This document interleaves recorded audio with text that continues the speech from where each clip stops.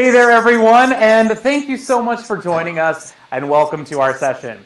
My name is Jared Marino with Microsoft Surface team, and we're very grateful you've taken the time to join us in this session, also co-hosted with our good friends at NAFCorp. But before we get started and dive into all there is to know about our Surface devices and zero-touch deployment, Windows Autopilot, and all sorts of other fun things, I want to acquaint you with the platform that we're using today. There are a number of different ways that you can participate with us, and the first is by chatting. Over on this side of the and are currently managed through Endpoint Configuration Manager, but the device is actually with the user remotely at their home location, home office, we will still be able to leverage the autopilot task sequence template and provision the device to autopilot moving forward. With that being said, I would like to hand off to Rigel to proceed with the rest of the presentation. Thanks, Priya. Yeah, so a lot of that is really good information that I'll be covering more in detail with my portion. So what we have up here is kind of the basic workflow for autopilot. And I kind of wanted to start with this because for those of you who are familiar, this might be a slide or picture that you've already seen. But for those of you who are not familiar, I'll kind of go through how autopilot works generally.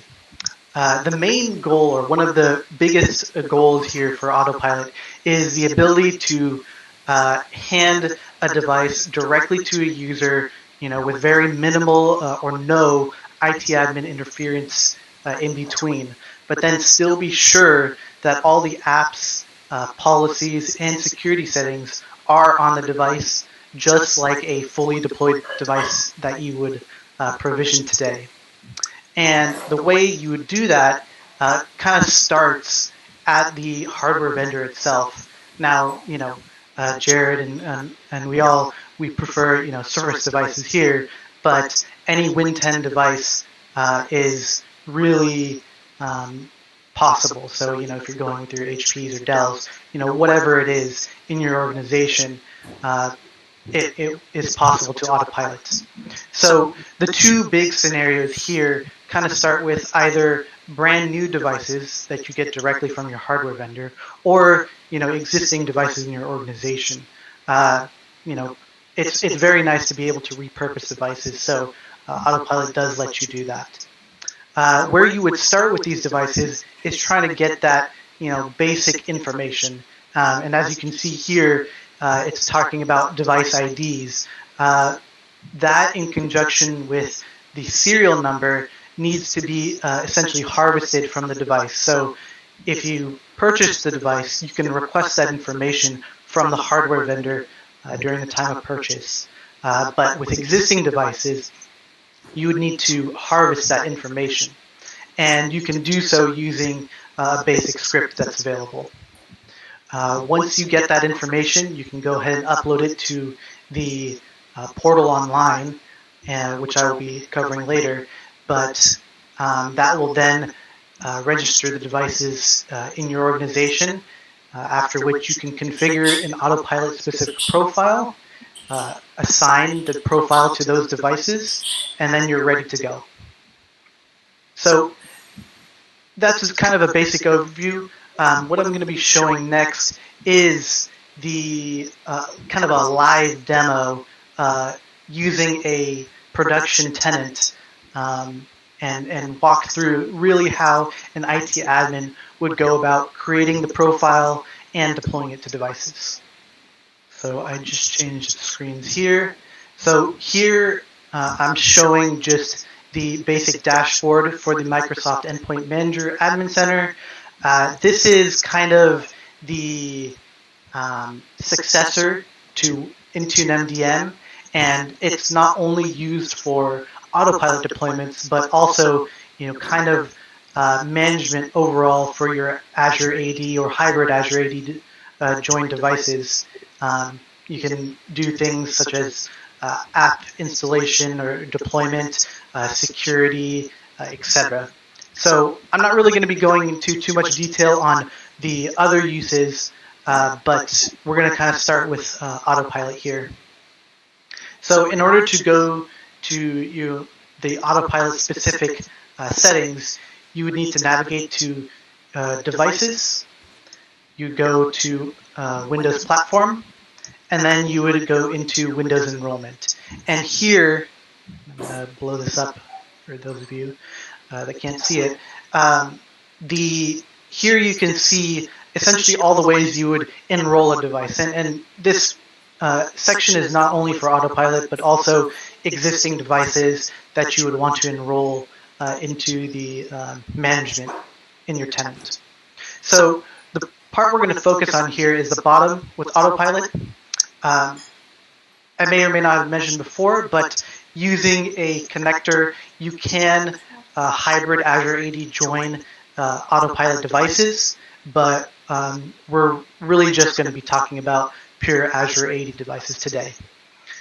We're going to start here with the Devices tab, and this is essentially where you would import devices that you've either harvested the IDs from yourself or been given from your whatever OEM vendor that you are purchasing devices from. And that file you would import. The type of file is a CSV file, and I can show you here kind of what it would look like if you were given a file from another from a vendor, or if you harvested it yourself. So as you can see here, the pertinent information which gets recorded and put into this file is the device serial number, the Windows product ID, and the hardware hash on the device. And this file only shows one device being harvested here, but you could have rows and rows and rows of devices, 10, hundreds, or thousands in that range, and all in the one file. And once you are ready with that, you can go ahead and upload it from here. Once the file has been uploaded, you will see the devices here listed by their serial number. A little bit more information, manufacturer, model, that kind of thing is shown here if you are not really sure, what kind of device you're uploading, or if you wanted to get a little bit more information about the device. So once you've done that, the next part would be for you to create an actual profile in Autopilot. So moving back, we can see here that you can create a profile. We have a bunch of profiles here, but today we're going to be really going over the profile I have pre-created. The create profile option is very similar to the edit option, so you're not going to be missing out much when we go ahead and check this out.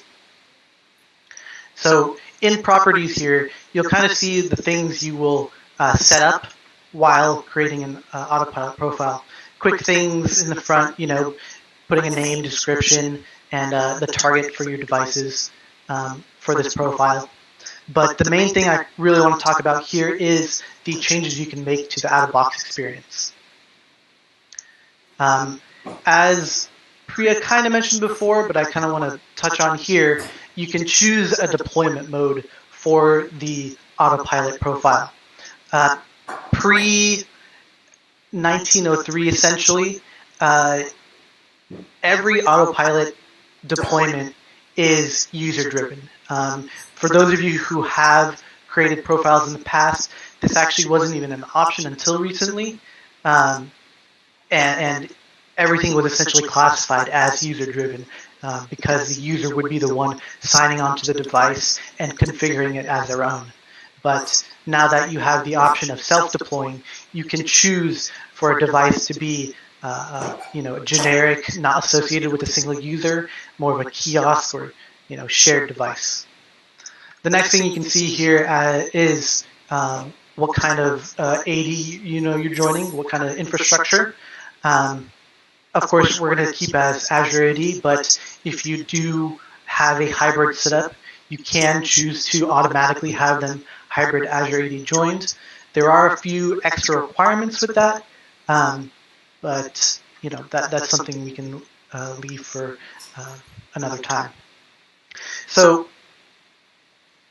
there are not that many things to set up in a profile, but some of the things that you may be familiar with when setting up a personal device are things like software licensing terms, privacy settings, language, region settings, and like configuring a keyboard. Those kinds of things you can actually set up to automatically configure. And one of the things that may be important for you in your organization is to not have users accept licensing terms on your behalf. So kind of hiding that is very important.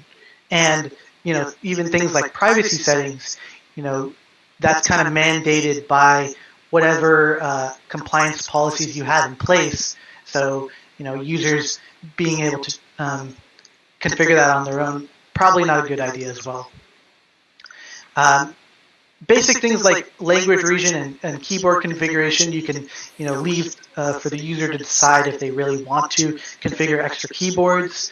But one of the cool things about language is, let's say you have multiple regions for your organization, and you're trying to autopilot devices not only in the region you were in, but in also other areas. You can go ahead and actually choose to set the language as operating system default. So wherever you are getting your device, let's say it's Europe or Asia or South America, wherever it is, you can have the device setup keep that language region automatically. The last two things I want to mention here are white glove. For those of you who are not familiar, white glove is essentially another way for you to pre-configure a device from the admin side, because you may want to preload some of these automatic applications or policies before you hand it off to the user. An IT admin can go ahead and run that out-of-box experience as themselves and still be assured that when the user gets it, they will still be able to do the out-of-box experience themselves, but with some things already done for them. So it's a little bit more hands-on if you need that option. The last thing here is the device naming template. I have it turned on here just so I can show you, kind of some of the features for that. Just, unique name with serial number or even a random generated number if you need to. But I'm sure many of you already have custom scripts or, whatever naming conventions that are a little bit more complex than what's available here. So if you want to turn that off and push out through a provisioning package after the fact, that's also possible. I'm going to go ahead and review and save that. And the last thing I wanted to mention here is essentially the assignment of devices. So when you create this profile, it's just created there as its own standalone thing. You're going to want to associate this profile with a device. And there are a few ways to do that. The first way, and probably the most automated way that you're going to be choosing to do so, is by group. What you can do is actually within the same what's it called? Portal. My bad. Forgetting the word here. Within the same portal, you can create a group to encompass all of those newly imported devices. So what you may also be thinking is, hey, I imported these devices as serial numbers. They're not actually part of my organization yet, so, how am I supposed to manage them? So one of the nice things here is within this portal, when you add a device through that CSV file, and it's, just a bare device, it will still show up to be included inside a group. So you can create a group and assign those devices by serial number into the group. But again, you could say, hey, I don't really want to assign 1,000 devices manually to my group. How do I go about doing that? So one of the cool things is the ability for these groups to have dynamic enrollment to the group or additions. So and this is something that you can reference through documentation as well. You can create a tag called the ZTDID, and using that tag in the group, you can dynamically allocate all of the devices that are being imported through this portal into that group. So now that all your groups all your devices are automatically joined to that group, and that group is associated with this profile here, I can go ahead and select a group here so you can see. I'm going to go ahead and select this group here. Read and save. And now that group is, oh, sorry, I already did it. That's why it's giving me an issue here. But I had already done it. So, once that's already assigned, you can go ahead and now actually do the autopilot for devices. So what I'm going to show you next is how it would look from the user perspective. I have actually deployed a device using this profile itself that you see here, and I recorded the video yesterday just so that we can get through it quicker. The experience is essentially exactly the same, but I have sped it up so that we can see the important parts.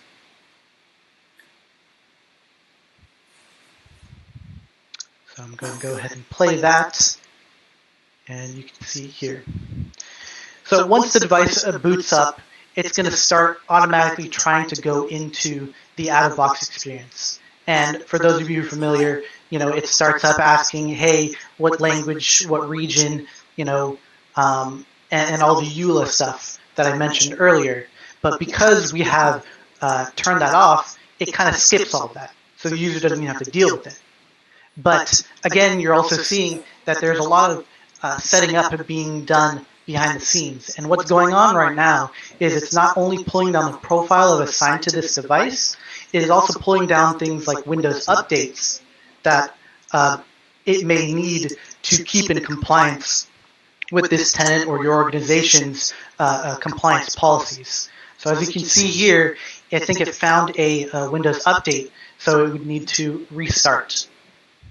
So that's one of the interesting things is, I didn't really put any of that information in to the autopilot profile that I created. It's kind of pulling those policies down on its own and applying them to the device. So once it restarts here and then goes into setup, you'll see that, again, it showed up with this screen here that I did not set up either. This is your corporate branding, so your user knows that, hey, this is actually a device within my organization, not some random device that I'm signing into. And that, branding that you put up is very helpful there. Being that this is a device managed through our organization as well, we have some policies in place to help secure our accounts. And that one thing being the Microsoft Authenticator, so at this point I'm, kind of seeing that on my phone I'm getting a notification to confirm that it is me that just signed into this account. So policies like that are automatically being pulled down and being applied to the device.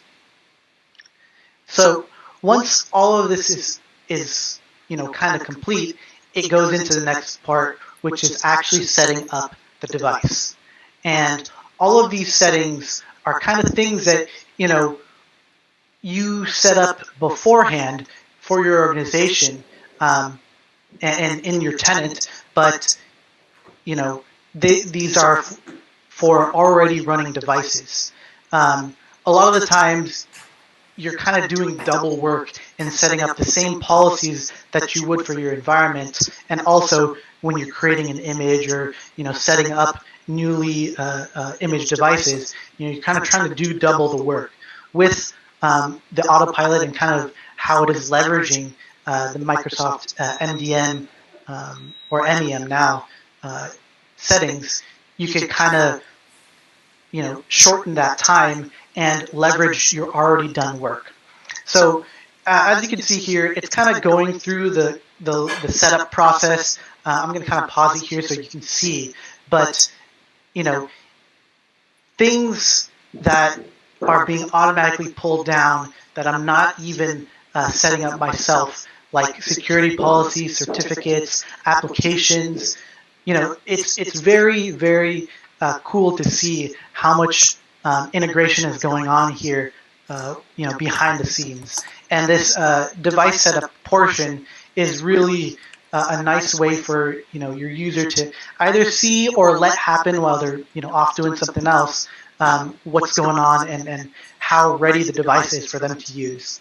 And the other reason I paused here is so that you can see that once it's done that first setup, these next two things can kind of happen in the background. So your user can go ahead and hit the Continue Anyway button, get into Windows, and start working immediately while the rest of the setup is still going on. So, I'm gonna play the rest of this, but it's essentially just showing how the device is being set up. And once this portion, gets to a certain point, you're kind of sure that your device is fully managed by your organization. I'm actually going to show you guys how this device looks now after the fact. So let's go ahead and transition to that. Here we go. So this is the exact same device which I set up there. This was done a couple days ago, so that's why it's just sitting here ready. But I really wanted to emphasize a couple things here on the device, which you may or may not have been aware of while that video was playing or I was showing kind of the things in the background. One of the biggest things here is actually that the device changed versions that it was on. So when I started the autopilot process on this device, it was a 1809 device. But during the time where I autopiloted it and it finished setting up and applying all the updates, it actually updated itself to 1903, which, again, I did not specify in the autopilot profile, but because there are compliance policies in this tenant, it's slowly adding on the updates and feature updates that are the minimum for the organization. The next thing I wanted to emphasize is kind of maybe not for the end user, but more for your IT admin to see the actual policies on the device. You can actually check by going through settings and checking the school or work access, is you can see that the connection to Azure AD is there. And one of the coolest things here is when you click Info, you can actually see some of the exact policies that have been applied to the device. Now, again, this is not something that your user would necessarily be interested in, but it's another way to kind of assure your IT admins that things are actually being applied, and this autopilot deployment is not just a vanilla deployment of the device. It's actually essentially fully deployed, similar to an actual image device. So this may be a kind of high-level overview, but if you want a real deep dive, you can go ahead and check this option at the bottom, which is the Advanced Diagnostic Report. So this will actually create a report, and I'm going to do it here. It'll create a report to show you the exact specifics of every single thing applied to this device. So I'm going to navigate through here. If you don't remember the locations, it's something that is actually showed up when you click the button, so you can see the full location there. But it generates this HTML report, which you can then click on. And I'm going to show you a quick overview of it, not the entire thing. But this report here shows you every single thing configured on the device. Obviously, you have the name of the device, which was set up by .profile, just the basic name, initial portion plus the addition of the serial number here. Pick that up properly. And then the OS build, which I know this is a little bit gibberish, but this does translate to 1903. And then if I scroll down, and I'm going to do this really, quickly here, and it shows every single setting and every single flag that has been set. This is a lot of, again, gibberish for many of us here, but if I scroll down all the way down to here, you can actually see the exact, policies that were maybe not set, and you're like, oh, hold on, I thought I set, this value to 0 or something, I don't really want them to use, game DVR, so, I should probably check that and turn that off. But, this level of granularity is something that's very useful for your IT admins, and, it's, even though it's not necessarily a very specific feature to autopilot, it is one of the things that allows you to see, okay, I autopiloted the device. Is everything actually coming down properly? I want to be sure. So very useful for your IT admins. So that's kind of it for what I'm showing on the device side. I'm going to go back to the portal here to show you one last thing here, and that is the management of the device itself. So once the device was deployed, it will show up properly in the management side here. And one of the coolest features that I think is added now is all these all these things you can do at the top. And it's kind of hiding one of them as well that I wanted to show. But, biggest thing here being autopilot reset. So, sometimes when devices are out in the field, you're you kind of don't have the same flexibility that you do with a device on-prem, right? You can't just walk up to the device and, say, I'm going to manually restart you because I need you to get these policies or whatever. The coolest thing being that you can do that remotely from here. You can force the restart of the device. You can forcefully wipe a device, and then you can do what's called an autopilot reset. And what the autopilot reset here does is it actually allows you to it's not really a full wipe, it just removes the user-specific settings on the device. And that's very useful because let's say, you're giving your device to your employees, but the wrong device went to the wrong person and they signed in and they set it up as themselves. Well, you don't want to just wipe that device and redeploy it for the other user. You still want all those corporate policies, corporate installed applications, and security settings still there, but you want somebody else to be the owner of the device here. So that's where Autopilot Reset allows you to wipe all of the user-specific information off a device the next time they sign out. The other interesting thing here is this wipe option, and the only reason I bring this up is, let's say you autopiloted a device that has the wrong profile. So let's say it has the wrong profile settings, and you're like, well, shoot, I kind of need to reset this and start over. The wipe button actually will wipe everything and bring the device back to the out-of-box settings, so you can redeploy the device. So that's one very interesting thing here.